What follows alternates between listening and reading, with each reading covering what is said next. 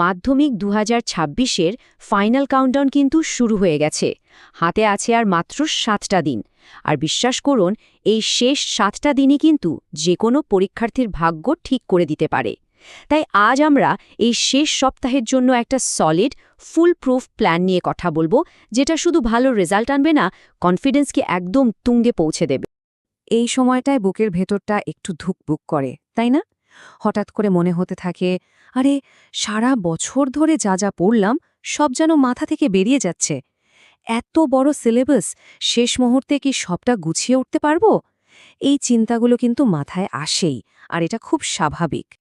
কিন্তু একটা কথা কি জানেন, এই ফিলিংটা কিন্তু কারোর একার নয়। রাজ্যের লক্ষ লক্ষ পরীক্ষার্থীর মনের অবস্থা এখন ঠিক একই রকম। আসল খেলাটা তো এখানেই, এই স্বাভাবিক টেনশনটাকে ভয় না পেয়ে একটা স্মার্ট প্রস্তুতির শক্তিতে বদলে ফেলা।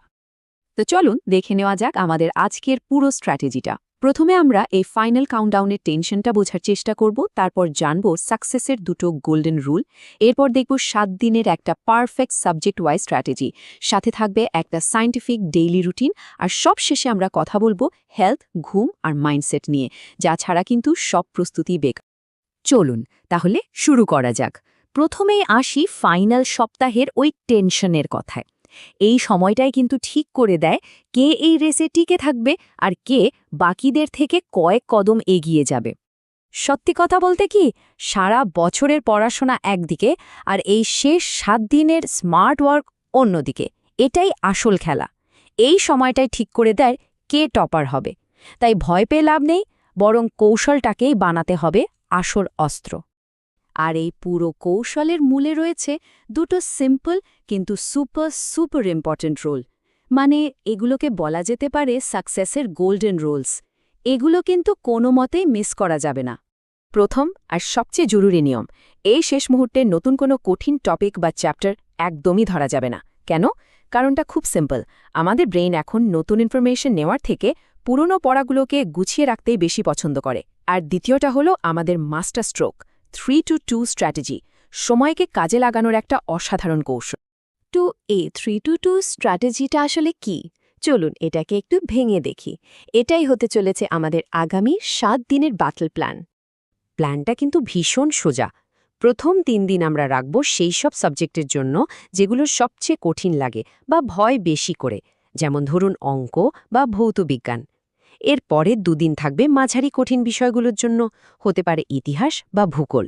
আর একদম শেষ 2 দিন শুধুমাত্র বাংলা। এর পেছনের কারণটা কি জানেন?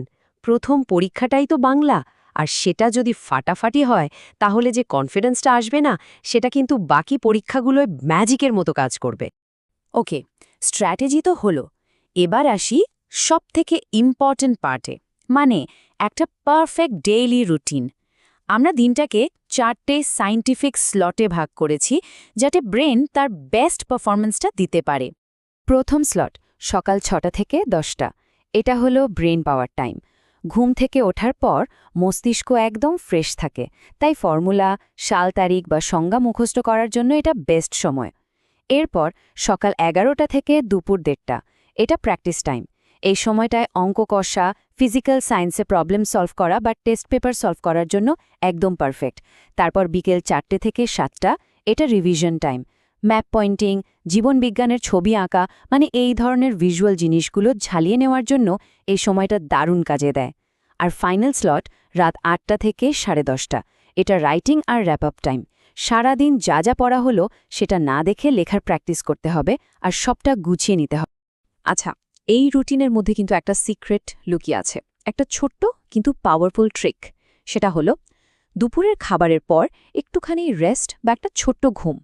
বিজ্ঞানীরা বলেন এই পাওয়ার ন্যাপটা আমাদের শর্ট টার্ম মেমোরিকে লং টার্ম মেমোরিতে কনভার্ট করে, মানে সোজা কথায় পড়া মনে রাখতে দারুণভাবে সাহায্য করে। শুধু পড়াশোনা করলেই তো হবে না, তাই না? আসল যুদ্ধটা তো শরীর আর মন দুটোকেই লড়তে হয়। তাই এবার একটু নজর দেওয়া যাক সেই সব বিষয়ে যেগুলো এই প্রস্তুতির আসল ফুয়েল: স্বাস্থ্য, ঘুম এবং মাইন্ডসেট। এই শেষ 7টা দিন পড়াশোনার মতোই ইম্পর্ট্যান্ট হলো শরীরকে ঠিক রাখা। বাইরের ভাজাভুজি, ফাস্ট ফুড একদম বন্ধ। শরীরকে হাইড্রেটেড রাখতে প্রচুর জল খেতে হবে। আর সবথেকে বড় কথা, ঘুম।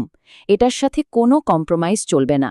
রাতে মিনিমাম 6 থেকে 7 ঘন্টার একটা সাউন্ড স্লিপ চাই। আর সব প্ল্যান, সব রুটিনের ওপরে একটাই জিনিস কাজ করে, সেটা হলো মনের জোর। নিজের ওপর বিশ্বাসটা কিন্তু ধরে রাখতেই হবে। তাই নিজের মনে বা আয়নার সামনে দাঁড়িয়ে জোর গলায় নিজেকে বলুন, আমি সেরা, আমি পারব। এই বিশ্বাসটাই কিন্তু পরীক্ষার হলে আসল শক্তি দেবে। ভয় পাওয়ার কিছু নেই। আরে এই লড়াইটা তো শুধু শেষ 7 দিনের নয়, এটা তো সারা বছরের কঠিন পরিশ্রমের ফল। সেই পরিশ্রমটার ওপর ভরসা রাখতে হবে। সবাই কিন্তু একদম তৈরি। এই প্ল্যানটা যদি ঠিকঠাক ফলো করা যায়, আমি গ্যারান্টি দিয়ে বলতে পারি টেনশন কমে যাবে আর কনফিডেন্স একদম তুঙ্গে থাকবে। তো এখন আসল প্রশ্নটা হলো, এই চ্যালেঞ্জটা নেওয়ার জন্য কি সবাই রেডি?